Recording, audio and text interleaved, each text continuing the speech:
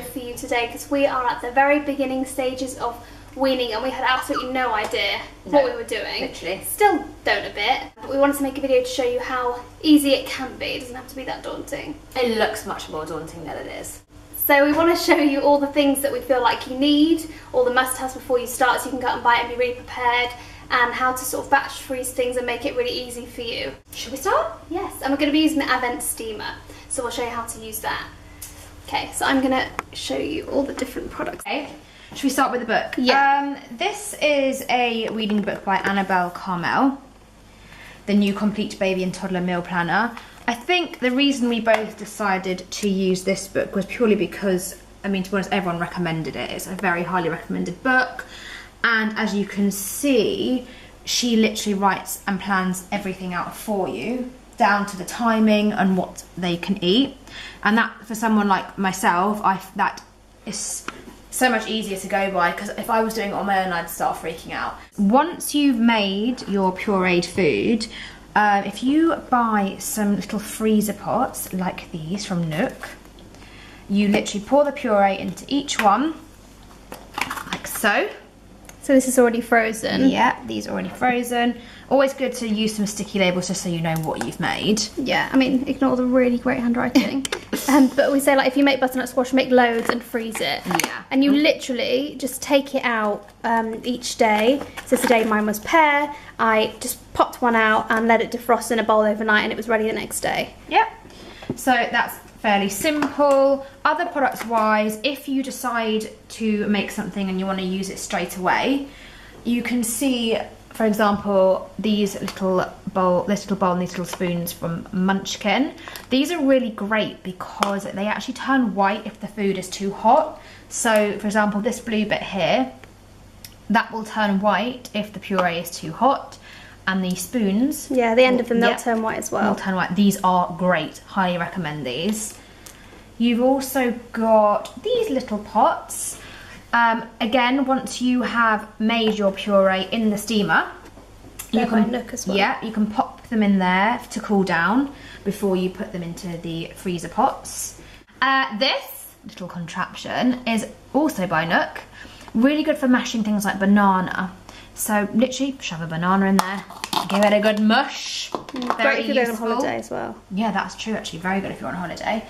And this, if you want to bring your food out with you, so if you're going out for the day and you have made food, easy, pop it in there, pop the lid on, put it in your bag, and you're good to go. Amazon special, that is. And the actual, the jewel of the whole process. Yes, the Phillips Steamer. Yeah. Yeah, it's so easy to use. We're going to do a demonstration so you can see, but it literally, you put the food in, pop it this side, and it steams it, pop it this side, and it blends. But I'll show you exactly how to use it when we get to that bit later. Another good idea for first stages of weaning is to include baby rice in some of your pureed food. For example, if you want to make baby rice with pear or mango, it just makes it a little bit more interesting for them and thicker, and probably keeps them a bit fuller for longer as well. And a bib, obviously. These are great though. This one's from Tommy Tippy. I'd always say to go for the rubbery ones because the food will just slide down, and the little pouch is great for catching. Yeah. Otherwise, I've noticed that like butternut squash and things does actually stain fabric bibs. That's true. So these are great. All right, perfect. So shall we get on to making? Let's get on to making. So we're going to start off with an apple, which is fairly easy. I always like to take the skin off first, just so you get a really nice puree.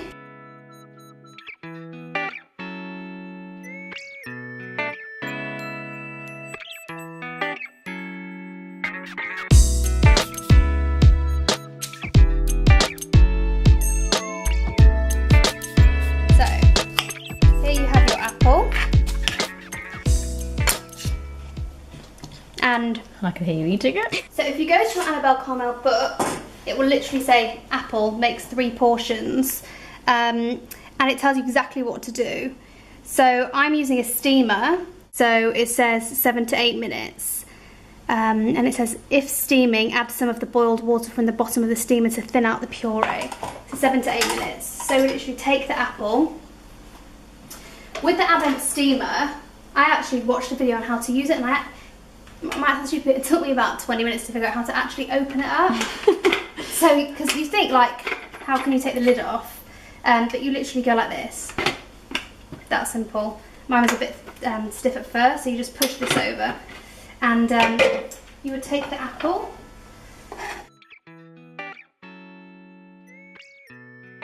Put the lid back on.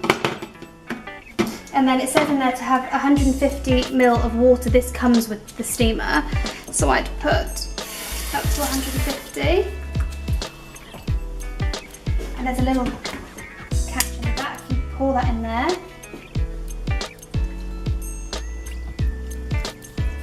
So with the Avent Steamer, this side steams. So that's upside down. Yeah, and this side blends.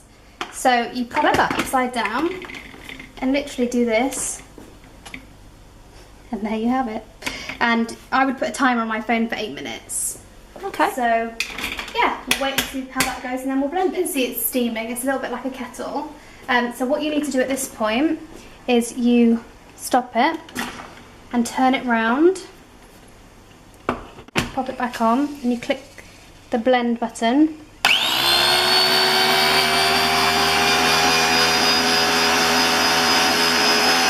There isn't really a guideline. You can just sort of see the consistency. So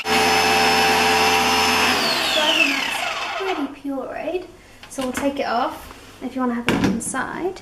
Now this is really hot. So that's literally beautiful puree. So this is boiling, so obviously you couldn't give it to him like this. I personally, everyone does things differently, some people might leave it out, but I like things to just be away and in the right place. So I would get a spoon, literally put it into here, like so. This is one of the NUK pots, isn't it? Yeah.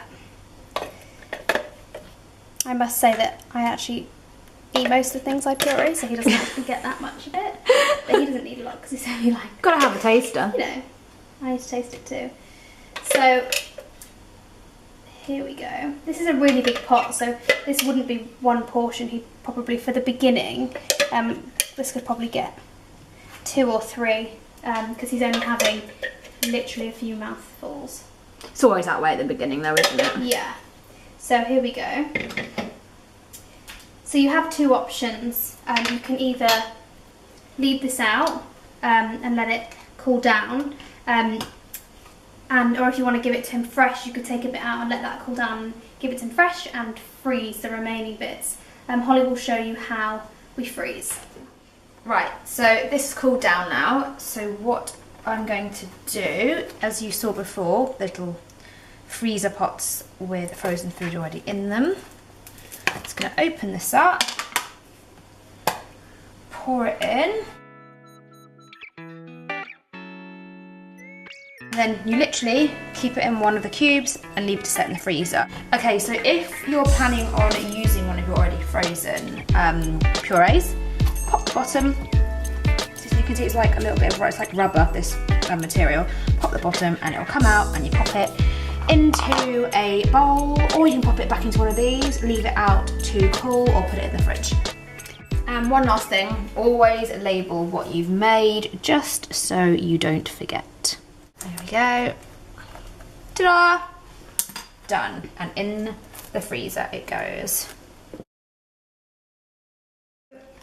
I'm about to give this to him, so should we actually see if all this hard work actually pays off, and if the kid actually cares that we've spent probably half an hour making this beautiful meal contraption. Are you excited? Are you excited? So here we go. Is it all worth it? Yummy! What do you think? Well, is that yummy, Zaki? Do you like it? This bib is a little bit big for you. More? Yeah. I don't know if he's that sure about it, but you've got to start somewhere. And we're going to list all the products that we used below, so you can see exactly where to get everything from. And this little chair's from Mamas and Papas. I think it's just easy at the moment. I don't want to get a high chair, so I can just literally put it away. And listen, how good is the bib? Because if you didn't have it on, it would be a right mess. So bye from us. Bye! I hope you enjoyed it.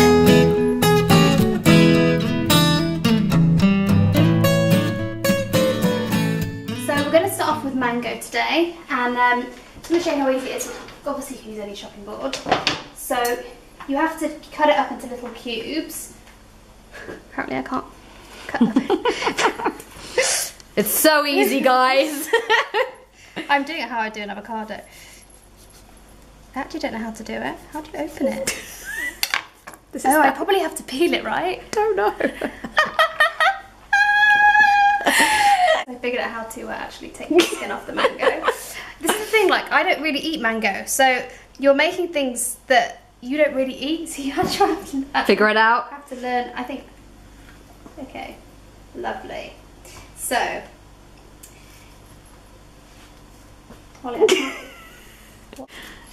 it's got a massive pip in it.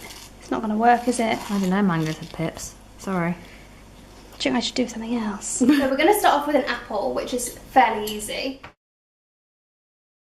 If you are planning on using one of the already frozen ones, it's really simple. You literally just push the bottom. It's really simple. It's not that simple. Careful that doesn't fall out. Yeah, true. Again. Oh, there we go. For example, these little pots. So, wait, no.